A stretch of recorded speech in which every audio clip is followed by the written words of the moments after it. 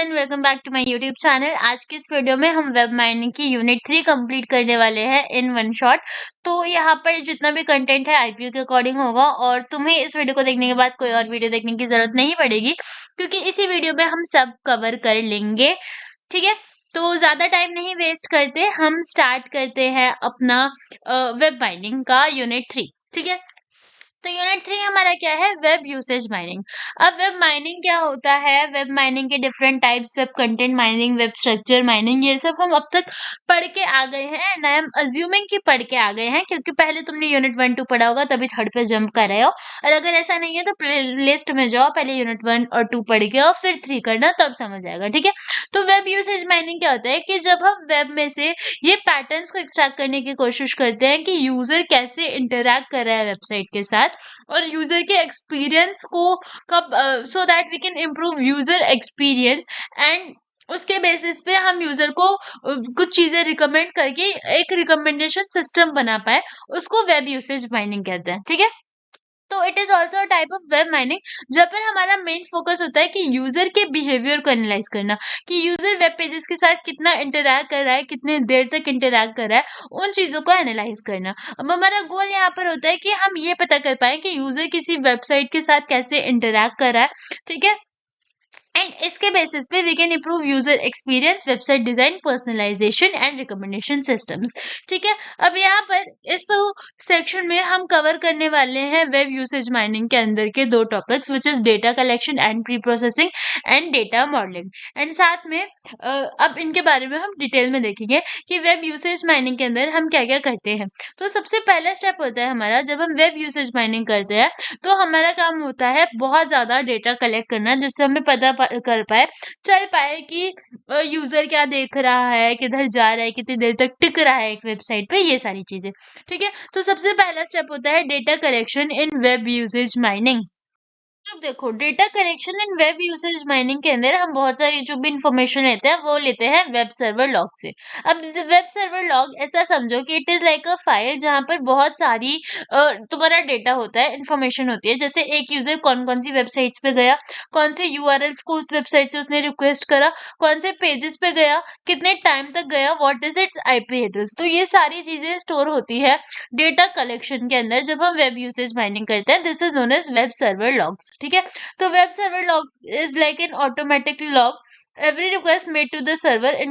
इसके अंदर क्या होती है इंफॉर्मेशन, जैसे कि IP address, time stamps, request URL, HTTP, status code, referring pages and user agent. ठीक है, तो यहाँ पर इसमें कुछ एग्जांपल है कि लॉग कुछ इस तरीके से तुम्हारे दिखते हैं। ठीक है, जैसे इसने ये वाली वेबसाइट पे गया था, ये आईपी एड्रेस था, दिस टाइप ऑफ थिंग्स। उसके बाद मतलब कि जब हम वेब यूसेज माइनिंग करते हैं, हम बहुत सारा डेटा कलेक्ट करते हैं, जिनमें से पहला डेटा होता है वेब सर्वर लॉग्स, जहां पर से हमें पूरी यूजर की एक्टिविटीज का पता लगेगा। दूसरी चीज होती है हमारी प्रॉक्सी सर्वर लॉग्स, जिनको हम कलेक्ट करते हैं। Proxy server we can say proxy server log क्या देखेगा कि इंटरनेट के अंदर यूजर ने कौन कौन सी वेबसाइट्स को रिक्वेस्ट करा था, उसकी कौन कौन सी जगहों को जाके एक्सेस करा था, ये सारी चीजें पूरा यूजर का बिहेवियर ये एनालाइज करती है। ठीक है, और जरूरी नहीं है कि उसके लिए यूजर डायरेक्टली एक वेबसाइट को विजिट ही करे, उसके अलावा भी वो पूरे बिहेवियर को एनालाइज करते हैं। This is known as your proxy server log.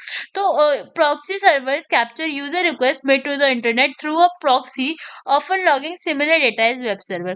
तो जरूरी नहीं वो वहां पर जाके कंटेंट को रिक्वेस्ट कर रहा है, कहीं और से किसी प्रॉक्सी की हेल्प से रिक्वेस्ट को एक्सेस कर रहा है, तो वो भी हम चेक करते हैं। ठीक है, तो ये सारे तरीके होते हैं जिनसे हम यूजर के बिहेवियर को, यूजर के एक्शंस को, वो कहाँ जा रहा है, कौन सी वेबसाइट्स पे कितना देर स्पेंड कर रहा है, वो सारी चीजों को वो सारी चीजों को कलेक्ट करते हैं। पहला हो गया वेब सर्वर लॉग, दूसरा हो गया प्रॉक्सी सर्वर लॉग। थर्ड होता है यूजर इंटरेक्शन डेटा, जहाँ पर यूजर कौन से पेज के साथ कितना इंटरैक्ट कर रहा है, कितने पेजेस पे कितना टाइम स्पेंड कर रहा है, माउस के मूवमेंट्स, किन चीजों को क्लिक कर रहा है उनके, और जहाँ पर हम यूजर के सारे कुकीज, सेशंस, इन सब चीजों को ट्रैक करते हैं। तो this is user interaction data. So now we know the 3 steps of data collection in web usage mining. तो कौन कौन से 3 स्टेप्स हुए, कौन कौन से 3 वेज हुए? Web server logs, proxy server logs and user interaction data. Then how can we do pre processing in web usage mining? Web usage mining के अंदर प्री प्रोसेसिंग क्या होगी? ठीक है, प्री प्रोसेसिंग का मतलब डेटा को इस तरीके से ठीक कर देना, अच्छे से डेटा के अंदर से सारे इररिलेवेंट इंफॉर्मेशन को रिमूव कर देना, नॉइजी इंफॉर्मेशन को रिमूव कर देना, सो दैट जो भी डेटा बचे उसको हम ठीक से स्टडी कर पाए। तो pre processing in web usage mining का मतलब क्या होता है कि पहले तो तुमने यूजर के सारी इंफॉर्मेशन को ले लिया, उसने कौन सी वेबसाइट्स पे कितना टाइम स्पेंड करा, कुकीज देख ली, लिंक्स देख ली, उसके वे ऑफ इंटरेक्शन देख लिया। अब कुछ डेटा ऐसा होगा जो बहुत ज्यादा रिपीट हो रहा होगा, तो हम क्या करेंगे, हम उन डेटा को प्री प्रोसेस करेंगे वेब यूसेज माइनिंग के। तो लार्ज नॉइजी एंड कंटेंट जो इरिलेवेंट होगा उसको हम रिमूव कर देंगे। तो पहला स्टेप प्री प्रोसेसिंग के अंदर आता है डेटा क्लीनिंग, जहाँ पर हम इररिलेवेंट एंट्रीज को रिमूव कर देते हैं और जो मिसिंग डेटा होता है उसको भी हम हैंडल करते हैं कि ये डेटा बहुत ज्यादा मिसिंग है, इसको भी के लिए हटा दो, this is incomplete entries. Second step होता है सेशन आइडेंटिफिकेशन का। अब हम क्या करते हैं, पहले हमने सारा इररिलेवेंट डेटा हटा दिया, फिर सेशन आइडेंटिफिकेशंस करते हैं, यानी कि यूजर ने सपोज यूजर गया, यहाँ पे यूजर क्रोम पे गया, क्रोम पे उसने यूट्यूब को खोला या फिर इंस्टा को खोला, इंस्टा पे गया, कुछ कुछ वीकेंड से देखा, रील्स देखी, 30 मिनट्स तक उस पे स्पेंड करा, देन इंस्टा लॉग आउट करा और फिर क्रोम को काट दिया। तो ये पूरा एक वे हो गया, एक पूरा तरीका हो गया जो कि यूजर ने एक पूरा टाइम स्पेंड करा, वेबसाइट्स पे गया, ये सारी चीजें की। तो इस पूरे को हम एक सेशन बोलेंगे, ठीक है। तो अब हम ऐसे करके डिफरेंट सेशंस आइडेंटिफाई करते हैं ताकि हम देख पाए कि यूजर किस तरीके से किसी सिंगल विजिट पे किसी सिंगल वेबसाइट पे जा रहा है, कितना टाइम स्पेंड कर रहा है, ये सारी चीजें। तो इसको हम सेशन आइडेंटिफिकेशन बोलते हैं। तो डेटा प्री प्रोसेसिंग के अंदर वी कैन से पहला स्टेप, सॉरी, प्री प्रोसेसिंग के अंदर, नॉट डेटा, प्री प्रोसेसिंग के अंदर पहला स्टेप डेटा क्लीनिंग हो गया, दूसरा हो गया सेशंस को आइडेंटिफाई करना। तो क्या होगा, एक सेशन रिप्रेजेंट करता है एक single visit by a user to a website, यानी कि एक वेबसाइट पर यूजर एक बार जाएगा, इसका मतलब एक सेशन हुआ, ठीक है। तो a session typically begins when a user accesses a website and ends after a period of inactivity, इसको सेशन बोलते हैं। सो सेशन आइडेंटिफिकेशन एल्गोरिदम क्या होगा, sort log entries by timestamp, group user request by the same IP address and within the same time window. If there is a significant gap between two requests, it is considered as the end of one session. तो इसका मतलब ये क्या होगा कि how do we identify a session।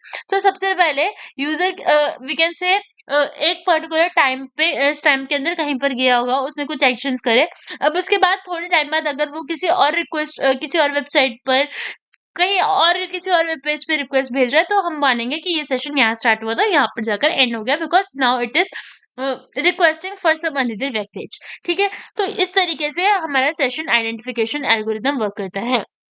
तो pre processing के अंदर पहला स्टेप तो डेटा है को क्लीन करना वगैरह होता है, ठीक है, डेटा क्लीनिंग होता है। उसके बाद हमारे पास आता है session identification and then what we do, user identification, जहाँ पर हम यूजर के बारे में देखते हैं कि यूजर ने यूजर के पर्सनल वी कैन से उसके कुकीज देखेंगे, उसका लॉगिन डेटा देखेंगे, उसके आईपी एड्रेस देखेंगे, ये सारी चीजें, ठीक है।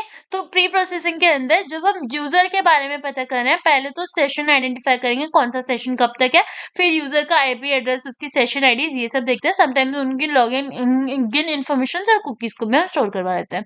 देन हम करते हैं डेटा को ट्रांसफॉर्म। अभी हमारे पास बहुत से सारा वेब लॉग के अंदर बहुत सारा डेटा है, जिसमें से कुछ डेटा यूजुअली, मतलब मोस्टली डेटा अनस्ट्रक्चर्ड होता है। अब उस अनस्ट्रक्चर्ड डेटा को हमारा प्री प्रोसेसिंग के अंदर काम होता है स्ट्रक्चर डेटा में कन्वर्ट करना। तो हम टाइम स्टैम्प्स को एक पर्टिकुलर यूजफुल फॉर्मेट में कन्वर्ट कर देते हैं। देन सारे फीचर्स को, जैसे कितना यूजर कहाँ कहाँ विजिट करा, कितनी ड्यूरेशन थी हर विजिट में, कौन से पेजेस को व्यू करा, वो सारे फीचर्स को निकाल देते हैं। उसके बाद यूआरएल्स को भी हम डिफरेंट डिफरेंट कैटेगरीज में डालते हैं कि ये वाले यूआरएल्स पेज यूआरएल्स हैं, ये वाले यूआरएल्स प्रोडक्ट पेज यूआरएल्स है। So these are other things, ठीक है। तो फोर्थ स्टेप क्या होता है प्री प्रोसेसिंग का, data transformation, okay. Then we have aggregation, जहां पर हम कंबाइन करते हैं चीजों को, एग्रीगेट करके एक मीनिंगफुल डेटा को एक्सट्रैक्ट करके एक मीनिंगफुल पैटर्न फाइंड करते हैं। जैसे कि यूजर यहाँ गया, इतने सेशंस के लिए, ये डिफरेंट सेशंस उसके यहाँ थे, इतना टाइम स्पेंड करा। तो we can say these complete things make pre processing in web usage mining. तो आई होप तुम्हें ये समझ आया होगा कि what are the steps for pre processing in web usage mining, कि पहले डेटा को क्लीन करा, फिर सेशंस को आइडेंटिफाई करा, कौन कौन से यूजर को आइडेंटिफाई करा, फिर एक्चुअल डेटा को ट्रांसफॉर्म करा एंड सबको कंबाइन करके एक मीनिंगफुल पैटर्न फाइंड करने की कोशिश की। अब what are the actual challenges in data collection and pre processing. तो यूजुअली जो चैलेंजेस होते हैं वो डायनेमिक कंटेंट ही होता है, क्योंकि अब बहुत सारा कंटेंट डायनेमिक है, तो उसके लिए हमें एक्यूरेट टूल्स देखने पड़ते हैं जो ये सारी चीजों को कैप्चर करें। देन प्राइवेसी कंसर्न्स होते हैं, यहाँ पर हम कभी कभार क्या होता है कि गलती से हमें ये देखना है कि हम यूजर की सेंसिटिव इन्फॉर्मेशन को अपने अंदर ना ले लें एंड प्राइवेसी लॉस को कभी वायलेट ना कर दें, ठीक है। Then data sparsity is also a challenge. That means जरूरी नहीं है कि हर बार वेब लॉग्स के अंदर सारी इन्फॉर्मेशन होगी, समटाइम्स कुछ एंट्रीज मिसिंग होती है। तो इतना समझ आ गया। अब यहाँ पर ये हम कर क्यों रहे हैं, यहाँ पर व्हाट आर वी स्टडिंग, देखो कंफ्यूज नहीं है ना। वेब यूसेज माइनिंग के अंदर क्या होता है, वी हैव टू टाइप्स, ठीक है। वेब यूसेज माइनिंग हम दो तरीके से करते हैं। पहला होता है data collection and pre process करना, मतलब these are the two steps of web usage mining, not types. पहला होगा जब हमें वेब यूसेज माइनिंग करनी है, यूजर के बारे में पता करना है, उसने कौन सी वेबसाइट्स पे कितना टाइम स्पेंड करा है, ये सब। तो पहले हम सारा डेटा कलेक्ट करेंगे अपने लॉग से, यूजर की एक्टिविटीज से सारा डेटा कलेक्ट करा, प्री प्रोसेस करा एंड वीकेंड से उससे हमने एक कंक्लूजन, एक पैटर्न निकाला। उसके बाद what we do data modelling. अब ये डेटा मॉडलिंग क्या है, we are studying it, okay. What is data modelling, what are the techniques used in data modelling. तो क्या हुआ कि पहले डेटा को अब हमने एकदम स्ट्रक्चर्ड बना लिया, एकदम क्लीन बना लिया। अब डेटा मॉडलिंग का मतलब उस स्ट्रक्चर्ड डेटा में से अब हम पैटर्न्स को फाइंड करेंगे, बिहेवियर फाइंड करेंगे यूजर का, और उसके बेसिस पे हम प्रिडिक्शंस कर सकते हैं कि ओके अभी यूजर इस वेबसाइट पे गया था तो देयर आर चांसेस कि अब वो इस वेबसाइट पे जाएगा, या फिर इस वेबसाइट पे वो ज्यादा से ज्यादा 30 मिनट्स तक रुकता है, तो इस वाली वेबसाइट पे भी वो 30 मिनट्स तक रुकेगा। मैं कांस्टेंट बोल रही हूँ सुबह से, ओके। तो अब आता है goals of data modelling in web usage mining. Why are we doing this data modelling. पता है वेब यूसेज माइनिंग के अंदर हमें यूजर के बिहेवियर का पता करना है, वो कौन से पेजेस पे जा रहा है, किधर किधर जा रहा है, कितना टाइम स्पेंड कर रहा है, ताकि हम उसको रिकमेंडेशन दे सके, पर्सनलाइजेशन प्रोवाइड कर सके, प्रोडक्ट रिकमेंड कर सके, रिलेवेंट कंटेंट रिकमेंड कर सके एंड ट्रेंड्स का पता लगा सके। So why we are doing this data modelling, because of these three things. These are our main goals, okay. What are the techniques used in data mining? पहला data modelling, पहला होता है association rule mining. अब association rule mining हमने क्या पढ़ा था कि हम दो आइटम्स के बीच में एक रिलेशनशिप फाइंड करते हैं कि अगर यहाँ पर ये इस वेबसाइट पे 30% चांसेस है कि गया, तो इस वेबसाइट पे सॉरी, अगर इस वेबसाइट पे ये वेबसाइट ए पे गया तो दूसरी वेबसाइट पे जाने के 70% लाइकली चांसेस हैं, which is known as apriori algorithm, जो कि हमने यूनिट 2 के अंदर भी पढ़ा था। एसोसिएशन रूल कहता है A tends to be, that means अगर एक देयर आर चांसेस कि एक यूजर इस वेब पेज पे गया तो वो इस वेब पेज पे पक्का मोस्टली जाएगा ही जाएगा। This is known as association rule mining.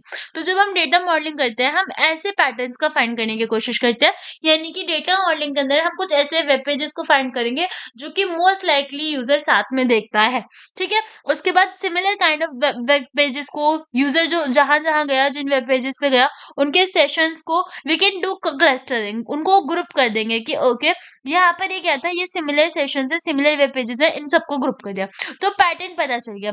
यानी कि एक जगह पर वो गया, उसने सर्च करी वॉचेस, फिर दूसरी जगह पे गया, दूसरी वेबसाइट पे वो सर्च कर रहा है स्मार्ट वॉचेस, फिर फ्लिपकार्ट पे भी जाके उसने वॉचेस सर्च की। तो अब हम सारे सर्चेस को, सारे सेशंस को क्लस्टर करके कंबाइन करके ये पता लगा सकते हैं ना कि ये कहीं ना कहीं वॉचेस ही सर्च कर रहा है। फिर उस बेसिस पे हम उसको कहीं पर सोशल मीडिया पे रील रिकमेंड कर सकते हैं, यूट्यूब पे एड्स दे सकते हैं। तो this is how we can say web usage mining works, ठीक है। तो क्लस्टरिंग में हम क्या करते हैं, सिमिलर टाइप ऑफ सेशंस को क्लस्टर कर देते हैं, ग्रुप कर देते हैं, ठीक है, सो दैट हमें पैटर्न्स पता चले यूजर के, और फिर हम उसकी के अकॉर्डिंग उनको रिकमेंड कर सके कुछ browsing patterns, okay. Then we have K means clustering and hierarchical clustering. तो के मींस क्लस्टरिंग में क्या होता है कि बेसिकली ये एक क्लस्टरिंग एल्गोरिदम है जहां पर हम we can say new new data को ग्रुप कर देते हैं based on the their frequently visited pages and then we have hierarchical clustering. This is also clustering type which builds a tree of clustering, जहां पर हम based on similarities clustering trees को बनाते हैं कि इनमें इतनी सिमिलैरिटी है, then we have second class, ठीक है। तो अब यहाँ पर आता है कि ये सारे हैं क्या, these are the techniques in data modelling. इन सब टेक्निक्स को यूज करके हम एक्चुअल पैटर्न्स फाइंड करते हैं। तो पहला हो गया association rule mining, second is clustering and third is classification. अब क्लासिफिकेशन में क्या होता है, एक वेब पेज पे वो गया और मैंने क्लासिफाई कर दिया कि यहाँ पर ना यूजर इस पेज पे जा रहा है, तो इस पेज पे यूजर रोज आता है, मतलब ये जो वेब पेज है सपोज यूट्यूब है, यहाँ पर ये यूज आता है रोज आता है, तो मैंने उस क्लास को डाला रिटर्निंग व्यूअर, यानी कि यहाँ पर जो व्यूअर है ना वो बार बार आ रहा है, ऐसा करके क्लासेस डिक्लेयर कर दी कि ये वाला यूजर इस पेज पे बार बार आता है तो ये रिटर्निंग व्यूअर हुआ। एक सेकेंड, हाँ, ये रिटर्निंग व्यूअर हुआ। फिर एक और यूजर के बारे में मैंने पढ़ा, उसके बारे में देखा, मैंने देखा ये वाला भी यूजर इस वेब पेज पे बार बार आता है, तो उसको भी मैंने रिटर्निंग व्यूअर वाली क्लास में डाल दिया। उसके बाद आया मेरे पास न्यू व्यूअर, तो मैंने एक व्यूअर देखा, मैंने देखा ओके ये व्यूअर इस वेब पेज पे आज से पहले कभी नहीं आया, तो इसको मैंने इस क्लास के अंदर असाइन करा। क्लासिफिकेशन में हमारे पास ऑलरेडी लेबल्स होते हैं, प्री डिफाइंड कैटेगरीज होती है, और अपने डेटा को on the basis of these behaviours हम इन कैटेगरीज के अंदर डाल देते हैं। ठीक है, तो क्लासिफिकेशन का मतलब क्या होगा, हम यूजर्स को सेशंस को प्री डिफाइंड कैटेगरीज के अंदर डालते हैं बेस्ड ऑन देयर बिहेवियर्स। अब क्लासिफिकेशन के अंदर हमारा डिसीजन ट्री आता है, एसवीएम आता है, नेव बेस आता है, एंड ये सारे क्लासिफायर्स होते हैं। ठीक है, डिसीजन ट्री इज लाइक एक ट्री होगा जहां पर सपोज कुछ कुछ एट्रीब्यूट्स होंगे कि ओके क्या ये यूजर फर्स्ट टाइम विजिट कर रहा है, यस दैट मीन्स ये न्यू यूजर है, तो फिर इस एलिमेंट को हम न्यू यूजर वाली क्लास में डाल देंगे। ऐसे हमारा डिसीजन ट्री वगैरह होता है। तो अब समझ आया कौन कौन से एल्गोरिदम्स हमने अब तक पढ़े डेटा मॉडलिंग के लिए। We studied association rule mining, clustering and classification. ठीक है, then we have sequential pattern mining, जहां पर हम एक पूरी सीक्वेंस बना के देखते हैं कि अगर एक यूजर सबसे पहले इस वेब पेज पे एंटर करता है, उसके बाद वो यूजर इस वेब पेज पे एंटर करता है, एंड फिर हर हाल में वो इस वेब पेज पर ही एंटर करेगा, तो यहाँ पर सीक्वेंस का एनालाइज करते हैं और देखते हैं कि कौन कौन से एक्शंस यूजर ले सकता है। ठीक है, तो this is known as sequential pattern mining, जहां पर हम आइडेंटिफाई करते हैं common sequences of action taken by user. ठीक है, for example if user frequently view page A, तो there are 100% chances that it will visit to page B and as well as page C. Then we have different different algorithms, और ये सारी चीजें हमने unit 1 में पढ़ ली थी, यूनिट 1 या फिर 2 में पढ़ ली थी। Then we have Markov chain model. Markov chain model क्या करता है, ये एक मॉडल है जहां पर ये प्रोबेबिलिटी रिप्रेजेंट करता है कि अगर एक यूजर अभी पेज ए पे है तो कितनी प्रोबेबिलिटी है कि वो इस पेज से पेज बी पर जाएगा। ठीक है, फॉर एग्जांपल अभी वो होम पेज पर है, तो कितनी प्रोबेबिलिटी है कि वो होम पेज से प्रोडक्ट पेज पे जाएगा। तो ऐसे यूजर के पैटर्न्स को एनालाइज करना है कि वो कौन से पेजेस पे विजिट करेगा, उनके चांसेस, इसको मार्कोव चेन बोलते हैं। Then we have collaborative filtering, ये एक टेक्निक होती है जो we can say recommendation systems use करते हैं based on the behaviour of users. ठीक है, अब इसमें क्या होता है, सपोज दो यूजर्स हैं, दोनों सपोज एक घर में रहते हैं, मानो अभी के लिए ज्यूम करो। अब हो क्या रहा है, ये घर में रहते हैं, तो उस वजह से क्या हो रहा है, सपोज यहाँ पर ये डिसाइड करते हैं फैमिली की फ्रिज लेना है। अब ये इंसान भी फ्रिज ले रहा है और ये इंसान भी फ्रिज ले रहा है। ओके, अब यहाँ पर दोनों अपने अपने अकॉर्डिंग फ्रिजेस को सर्च कर रहे हैं। उसके बाद ये डिसाइड करते हैं अब न्यू फर्नीचर है, टीवी ले लेते हैं। अब इसने भी टीवी लिया और इसने भी टीवी लिया। अब हो क्या रहा है, ये जो यूजर्स है ना, इनका डेटा कहीं ना कहीं स्टोर हो रहा है, और यहाँ पर हमें पैटर्न फाइंड करना है। तो हम देख रहे हैं कि यूजुअली क्या हो रहा है, जो यूजर यहाँ पर सामान देख रहा है, ये वाला यूजर इधर वो सामान देख रहा है। तो अब क्या होगा, सपोज इस यूजर ने कुछ ऐसे ही अपने लिए वॉलेट देखा, तो देयर आर मेनी चांसेस कि वो वॉलेट यहाँ पर इस यूजर को भी रिकमेंड होगा। तो इस तरीके से रिकमेंडेशन सिस्टम्स वर्क करते हैं कि अगर दो यूजर्स हैं जिनका ब्राउजिंग पैटर्न सिमिलर है, तो product viewed by user A might be recommended to user B. This is known as collaborative filtering. अब ये सारे तरीकों से हम यूजर के बारे में पैटर्न्स को पता कर पाते हैं। ठीक है, डेटा मॉडलिंग कर पाते हैं, पैटर्न्स को एनालाइज कर पाते हैं। तो these are various techniques that are used in data modelling. Okay, what are the applications of data modelling? Obviously personalise करेगी कंटेंट, है ना, वेबसाइट्स को ऑप्टिमाइज करने में हेल्प करेगी, पता कर पाएगी कि ये चीजें ज्यादा देखी जा रही है। फिर टारगेट वे में एडवर्टाइज करेगी, बेस्ड ऑन यूजर इंटरेस्ट हम उस बेसिस पे उनको एडवर्टाइज दिखाएंगे। और ई कॉमर्स में it is useful for recommending products based on browsing behaviour and product customer purchases. So this is how we can say data modelling works. Okay, उसके बाद आता है discovery and analysis of web usage, recommender system, collaborative filtering and query log mining. अब हमने collaborative filtering के बारे में थोड़ा सा आइडिया लगा लिया है, थोड़ा सा देख लिया है क्या है, अब थोड़ा और डिटेल में देखते हैं what are discovery and analysis of web usage. Okay, अब वेब यूसेज एनालिसिस है क्या, तो बेसिकली बात है, वेब यूसेज एनालिसिस सिंपल सी ये बात है कि जब हम ये पूरा एनालाइज कर रहे हैं कि किस तरीके से हम यूजर के बिहेवियर को एनालाइज करने की कोशिश कर रहे हैं कि यूजर किसी वेबसाइट पे जाता है तो उसका किस तरीके क्या बिहेवियर होता है, कितना देर तक वो वेबसाइट पे रहता है, उसका इंटरेक्शन डेटा, वेब लॉग जहाँ पर सारी डिटेल्स है, ये सारी चीजों को आइडेंटिफाई करने की कोशिश करते हैं। तो सबसे पहले कौन सी इन्फॉर्मेशन को हम एनालाइज करते हैं, सबसे पहले हम एनालाइज करते हैं क्लिक स्ट्रीम डेटा।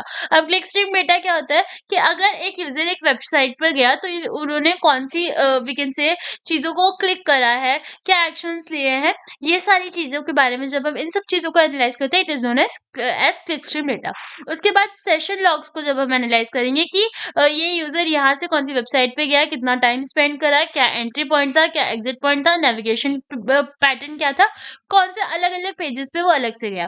तो इसके बारे में एनालाइज करना is known as session logs. And then we have a click through rates, यानी कि जब हम ये एनालाइज करते हैं कि अगर वेब पेज पे कोई लिंक लगा दे तो हाउ ऑफन एक यूजर उस लिंक को क्लिक करता है। जब ये सारी चीजों को एनालाइज करता है, this is known as web usage analysis. अब ये देख लिया कि कितने कितने तरीके हैं वेब यूसेज एनालिसिस के। We have click stream data, session log and click through rate. Now we have to study the techniques for discovering and analysing web usage. Web usage को एनालाइज करने के क्या तरीके हैं।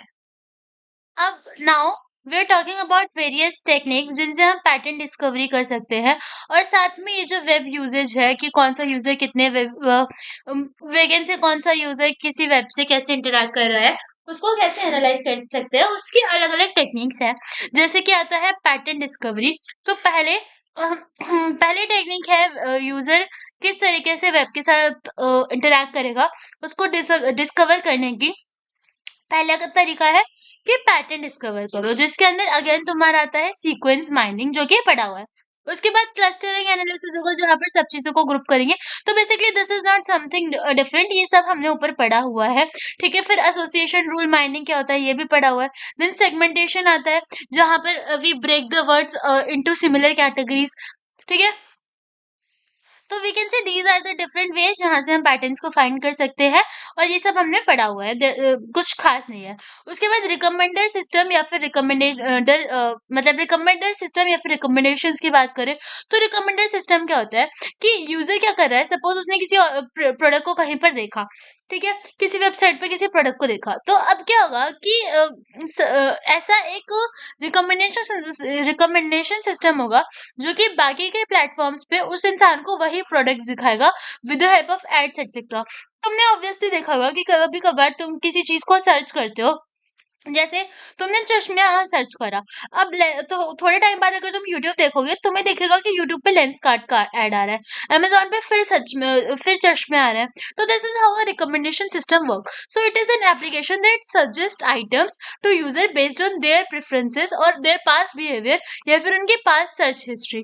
ठीक है, तो ये बहुत ज्यादा यूज होता है in e commerce platform, streaming services और सोशल मीडिया पर।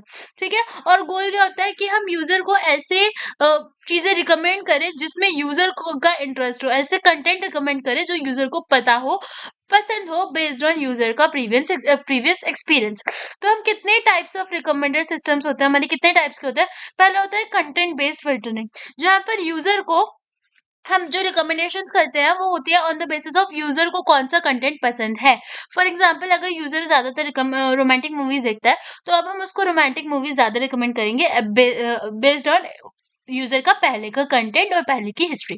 तो इसको हम कंटेंट बेस्ड फिल्टरिंग बोलते हैं। तो पहला रिकमेंडेड सिस्टम होता है कंटेंट बेस्ड फिल्टरिंग। उसके बाद होता है कोलैबोरेटिव बेस्ड फिल्टरिंग, जो कि मैंने तुम्हें पहले भी बताया था कि सपोज दो यूजर्स है जहां पर दोनों यूजर्स का ना परचेजिंग पैटर्न सिमिलर होता है, तो अगर एक यूजर कुछ देख रहा है तो मैं दूसरे वाले यूजर को सिमिलर चीज रिकमेंड करूंगी। जैसे तुमने देखा होगा कि कभी तुम और तुम्हारा फ्रेंड इंस्टा रील्स देख रहा है तो यूजुअली तुम्हारे इंस्टा फीड पे भी वो रील्स ज्यादा रिकमेंड होती है जो तुम्हारे दोस्तों ने लाइक करी हूँ, है ना। तो this is how collaborative filtering works. Okay, उसके बाद आता है हाइब्रिड रिकमेंडर सिस्टम, जहां पर ये hybrid recommended system is the mixture of both collaborative filtering and content based filtering, जहां पर तुम्हें वो चीजें रिकमेंड होंगी, पहली जो कि तुमने भी सर्च करी है और दूसरी जो कोई और यूजर भी सर्च कर रहा हो, ठीक है। So these are the three types of recommender system, these are the three types of recommender systems, okay. अब आता है कोलैबोरेटिव फिल्टरिंग, जिसके बारे में हमने ऑलरेडी बात कर रखी है। तो collaborative filtering is a technique used by recommender system to product the user interest by collecting preferences और ratings from many users, okay. तो यूजर बेट तो now there are two main types of collaborative filtering. पहला होता है user based collaborative filtering और second होता है आइटम बेस्ड कोलैबोरेटिव फिल्टरिंग। अब कोलैबोरेटिव फिल्टरिंग का ऊपर ऊपर से आइडिया मैंने तुम्हें दे दिया था कि क्या होता है कोलैबोरेटिव फिल्टरिंग। अब पहला टाइप होता है इसका यूजर बेस्ड कोलैबोरेटिव फिल्टरिंग। तो जितना भी मैंने तुम्हें कोलैबोरेटिव फिल्टरिंग का एग्जांपल दिया वो सारे यूजर बेस्ड कोलैबोरेटिव फिल्टरिंग थे, जहां पर हम क्या करते हैं, एक यूजर है तो एक ऐसा ही सिमिलर यूजर देखेंगे जिसका परचेजिंग पैटर्न इस यूजर जैसा ही हो, एंड फिर basis on the basis of this user हम इस यूजर को वो वाली चीजें रिकमेंड करेंगे। जैसे मेरे साथ क्या होता है कि कभी कभार मेरा जो फोन होता है मैं उसमें कुछ सर्च कर रही होती हूँ एंड सेम चीज मेरे टीवी में आती है, जबकि मेरी टीवी की Gmail ID is different. So we can say this is kind of things that works. This is how the recommender system works. तो पहला हो गया user based collaborative filtering. The second filtering is our item based collaborating filtering. जहाँ पर simple सी चीज है, क्या होता है कि सपोज मैंने कहीं पर कहीं से आईफोन का कवर खरीदा है, तो देयर आर चांसेस कि मुझे अब आईफोन का चार्जर भी रिकमेंड होने लगेगा या फिर आईफोन का टेम्पर भी रिकमेंड होने लगेगा, क्योंकि मैंने पहले आईफोन का कुछ प्रोडक्ट खरीदा था। तो बेस्ड ऑन द आइटम्स जो हमने पहले खरीदे हुए हैं और यूजर ने जिन आइटम से पहले इंटरेक्ट करा हुआ है, ठीक है, और उसको यूजर ने अच्छी रेटिंग्स भी दी, तो उस बेसिस पे कोलैबोरेटिव फिल्टरिंग वर्क करती है। यानी कि पहली फिल्टरिंग होती है यूजर बेस्ड कोलैबोरेटिव फिल्टरिंग, दूसरी होती है आइटम बेस्ड कोलैबोरेटिव फिल्टरिंग, जहां पर अगर यूजर ने किसी एक चीज कोई आइटम खरीदा है तो उसके सिमिलर वाले रिकमेंड होने लगते हैं, ठीक है। तो ये कोलैबोरेटिव फिल्टरिंग एग्जैक्टली वर्क कैसे करती है, तो पहला जो मेथड होता है इसके अंदर वो होता है मैट्रिक्स फैक्टराइजेशन, दूसरा होता है नियरेस्ट नेबर मेथड, ओके। तो इसमें बेसिकली क्या होता है, हमारे पास रोज होते हैं एंड कॉलम्स होते हैं। अब रोज के अंदर क्या होगा, डिफरेंट डिफरेंट यूजर्स होते हैं, और कॉलम्स के अंदर क्या होता है, वो यूजर कौन कौन से प्रोडक्ट्स के साथ इंटरेक्ट कर रहे हैं, कौन कौन सी वेबसाइट्स के साथ इंटरेक्ट कर रहे हैं, वो लिखा होता है। और उसके बाद हम फाइंड करते हैं उन उन मैट्रिक्स के अंदर से कि कौन से ऐसे यूजर्स हैं जो ऑलमोस्ट सेम टाइप के कॉलम्स यानी कि सेम टाइप्स के मूवीज प्रोडक्ट्स के साथ इंटरेक्ट कर रहे हैं। तो this is the first method जहां पर हम एक मैट्रिक्स बनाते हैं। उसके बाद सिंगुलर वैल्यू डिकम्पोज करके जो ज्यादा इंटरेस्टेड नहीं है या फिर जो ज्यादा कॉमन नहीं है उनको रिमूव कर देते हैं। उसके बाद आता है नियरेस्ट नेबर, जहाँ पर हम we can say multiple datas के बीच में सिमिलैरिटीज फाइंड करते हैं, और आइटम बेस में भी we find the similarities between different items, ठीक है, using some similarity measures. So these are the two ways how the collaborative filtering works, okay. अब कोलैबोरेटिव फिल्टरिंग के अंदर चैलेंजेस क्या आते हैं, पहला होता है cold start problem, then second is scalability issue and third is sparsity. तो पहला होगा कोल्ड स्टार्ट प्रॉब्लम, यानी कि अगर इनिशियली क्या हो रहा है, इनिशियली मैं एकदम न्यू न्यू आई, मैंने न्यू न्यू फोन खरीदा, न्यू न्यू मेल बनाया, अब मेल वाले को मेरे बारे में कुछ भी नहीं पता है। तो अगर इनिशियली ऐसा है कि सिस्टम को कोई भी नॉलेज नहीं है यूजर के बारे में, तो सिस्टम अच्छी चीजें रिकमेंड नहीं कर सकता, जिसको कोल्ड स्टार्ट प्रॉब्लम बोलते हैं, एंड इन केसेस में कोलैबोरेटिव फिल्टरिंग भी वर्क नहीं करती। उसके बाद क्या होगा कि अब क्या होता है कि एक टाइम पे ना मल्टीपल यूजर्स होते हैं जो बहुत सारी चीजें खरीद रहे हैं, बहुत सारी वेबसाइट्स के साथ इंटरेक्ट कर रहे हैं, बहुत सारी चीजें हो रही हैं। अब उन इतने सारे नंबर ऑफ डेटा में से तुम्हें फाइंड करना है एक ऐसा यूजर जिसका परचेजिंग पैटर्न या फिर इंटरेस्ट मेरी तरह हो, मेरी तरह सिमिलर हो। तो this is a kind of issue, क्योंकि बहुत सारा डेटा है एंड उसमें सिमिलैरिटीज को कंप्यूट करना इज काफी एक्सपेंसिव। देन आता है स्पार्सिटी का इशू, यानी कि क्या होता है कि बहुत सारे यूजर्स क्या होते हैं ना, इतना प्रोडक्ट्स को रेट नहीं करते, आइटम्स को रेट नहीं करते, तो वो भी एक इशू हो जाता है जहां पर हम रिकमेंडर सिस्टम अच्छे से नहीं बना पाते। उसके बाद होता है हमारा क्वेरी लॉग माइनिंग। तो क्वेरी लॉग माइनिंग है क्या, क्वेरी लॉग माइनिंग का सिंपल सा मतलब ये है कि जो भी यूजर क्वेरीज लिखता है सर्च करता है, उन सारी चीज़ों को एनालाइज़ करना और उनके बेसिस पे पैटर्न्स को एक्सट्रैक्ट करना, ट्रेंड्स को निकालना और यूज़र के बिहेवियर को पता करना is known as your query log mining. ठीक है? जो भी यूज़र टाइप कर रहा है, तो उन सब बेसिस पे चीज़ों को एनालाइज़ करना एंड प्रेडिक्ट करना is your query log mining. अब क्वेरी लॉग माइनिंग के अंदर कितने तरह के कंपोनेंट्स होते हैं? पहला होता है सर्च क्वेरीज़, दूसरा होता है click through data and third is your user context. तो सर्च क्वेरीज़ में बेसिकली जब हम इन चीज़ों के बारे में यूजर के बारे में इंफॉर्मेशन निकाल रहे हैं based on the what keywords और phrases user enters in the search engine. Second is click through data, जहां पर हम देखते हैं कि यूजर मतलब जो भी रिजल्ट आ रहा है उसमें से यूजर किन चीजों को क्लिक कर रहा है, so that we can understand the basic preference of user. उसके बाद third thing is query log data के अंदर हम यूजर कंटेक्स्ट देखते हैं कि यूजर कहाँ पे है, यूजर की लोकेशन क्या है, डिवाइस कौन सा है, इन सारी चीजों के बारे में, so that we can refine the results and make the search experience more personalised based on users own location, its device and time of its search. ठीक है? सो दीज आर समथिंग जहां पर से we can say these are the key components of query log data। अब यहाँ पर query log mining में क्या टेक्निक्स यूज होती हैं? So these are several techniques used in query log mining। जैसे कि टेक्निक्स कौन कौन सी यूज होती है? पहली होती है फ्रीक्वेंट पैटर्न माइनिंग। तो क्वेरी लॉग माइनिंग में पहला होता है फ्रीक्वेंट पैटर्न माइनिंग। अब यहाँ पर क्या होता है कि हमें यूजर के एक्सपीरियंसेस को अच्छा करना है, तो हम क्या कर सकते हैं? सबसे पहले देख सकते हैं कि यूजुअली जो यूजर्स है वो कौन सी क्वेरी ज्यादा डालते हैं, सो दैट हम उसको टॉप पे रख सके। फॉर एग्जाम्पल अगर 2024 के अंदर बहुत सारे यूजर्स ने सर्च करा कि आईफोन रेट या फिर बेस्ट स्मार्टफोन इन 2024, अब क्या होगा कि बहुत सारे यूजर्स ही सर्च कर रहे हैं, तो अब हम रिकमेंडेशंस के अंदर ये चीज टॉप पे डाल सकते हैं। ठीक है? एंड यूजुअली अगर कोई स्मार्टफोन्स वगैरह सर्च कर रहा है तो आप फिर उस बेसिस पे उसको रिजल्ट दिखा सकते हैं। So this is how frequent query pattern works that can be mined to identify popular search terms और topics. This help improve search engines by prioritising frequently search items. Okay? उसके बाद second होता है query classification. These are types और techniques for query log mining. यहाँ पर हम क्या करते हैं? क्वेरीज को क्लासिफाई करते हैं कि कोई जो क्वेरी डाल रहा है वो किस तरीके की क्वेरी है। फॉर एग्जाम्पल कोई अगर फेसबुक लॉगिन आ रहा है, that means the user wants to go to Facebook and access its account, तो this is known as navigational query. Then we have if someone is like writing a query to getting some information, just a history of the internet, that means the person wants some information, so this kind of queries are informational queries।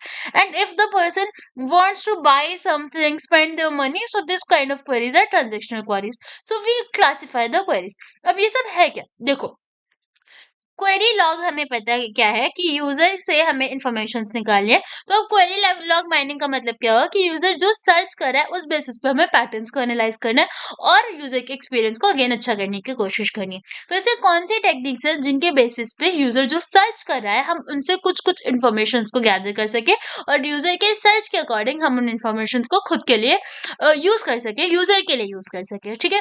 तो दो तरीके समझ आ गए। अब आता है query suggestions and auto completion. So based on the past searches हम क्या करते हैं, सिस्टम क्या करता है, क्वेरी सजेशंस देता है कि जैसे सपोज पहले किसी ने सर्च करा होगा how to make Oreo biscuit, अब इसने लिखा हाउ टू, तो अब based on its previous result, previous searches of user, system क्या करेगा, इसको रिकमेंड करेगा how to buy a cake, sorry not buy a cake, how to make a cake.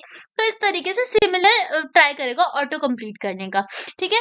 तो these are the things we can use जब हम user के searching patterns को समझते हैं। ठीक है? तो सर्चिंग पैटर्न्स को समझ के हम देख सकते हैं, फ्रीक्वेंट पैटर्न माइनिंग कर सकते हैं कि कौन सी क्वेरी सबसे ज्यादा यूज हो रही है, देन उनको टॉप पे रखें, क्वेरी को क्लासिफाई कर दे, क्वेरी सजेशंस एंड ऑटो कंप्लीशंस कर दे। ठीक है? उसके बाद पर्सनलाइज्ड सर्चेस प्रोवाइड कर पाए, that means based on user की सर्च हम उसको एक पर्सनलाइज्ड फ्रीक्वेंटली, मतलब based on it's personal searches हम उनको फिर पर्सनलाइज चीजें रिकमेंड कर सके। जैसे कि यूजर ने सपोज सर्च करा होटल्स नियर में, ये बेस्ट ट्रैवल स्पॉट्स, तो अब हम उसको, जब यूजर कुछ सर्च करने की कोशिश कर रहा होगा, तो हम उनको ऑन द बेसिस ऑफ उसके पहले सर्चेस हम उनको कुछ चीजें रिकमेंड कर सकते हैं कि best Italian restaurant etcetera according to the user. So we are providing a personalise experience on the basis of users previous query log minings. ठीक है, अब ये क्वेरी लॉग माइनिंग की एप्लीकेशन क्या होगी, सर्च इंजन एल्गोरिदम अच्छा होगा, then personalised recommendation, और फिर मार्केट रिसर्चेस अच्छी हो जाएंगी, क्योंकि हम यहाँ पर से हम ट्रेंड्स और पैटर्न्स को एनालाइज कर सकते हैं। So these are the topics of your unit 3 and I am very happy to claim कि हमने यूनिट 3 भी खत्म कर दी है वेब माइनिंग की। ठीक है, एक बार देख लेते हैं कि हमने कौन कौन से टॉपिक्स कवर करे हैं वेब थ्री बोल रही हूँ, वेब माइनिंग की यूनिट 3 के अंदर। तो देखो ये तुम्हारा वेब यूनिट 3 था वेब माइनिंग का, जहाँ पर हमने web usage mining, data collection and pre processing पढ़ा, डेटा मॉडलिंग क्या होती है ये पढ़ा, हमने देखा how we can discover and analysis of web usage, and then we studied about recommender system and collaborative filtering, ये क्या होती है ये भी पढ़ा, और क्वेरी लॉग माइनिंग भी पढ़ा। तो इसी के साथ हमारा यूनिट 3 खत्म हो चुका है। आई होप तुम्हें वीडियो अच्छी लगी होगी, समझ आई होगी। अगर वीडियो समझ आए तो लाइक कर देना, कमेंट करके मुझे बता देना कि तुम्हें समझ आई, सो दैट मुझे थोड़ा मोटिवेशन मिल जाए, और वीडियो को शेयर कर देना। बाकी ज्यादा नहीं बोलूंगी। Thank you so much for watching. और अगर बाकी की यूनिट्स देखनी है और तुमने नहीं देखी तो प्लेलिस्ट में जाके एक्सेस कर लेना, इन वीडियोस को देख लेना प्लेलिस्ट से जाकर। और मैंने बहुत सारे सब्जेक्ट्स की वीडियोस डाल दी हैं, और मैं बहुत सारे सब्जेक्ट्स की वीडियोस डालूंगी आगे भी। तो don't forget to subscribe the channel, and thank you for watching. All the very best for your exams guys. Thank you so much.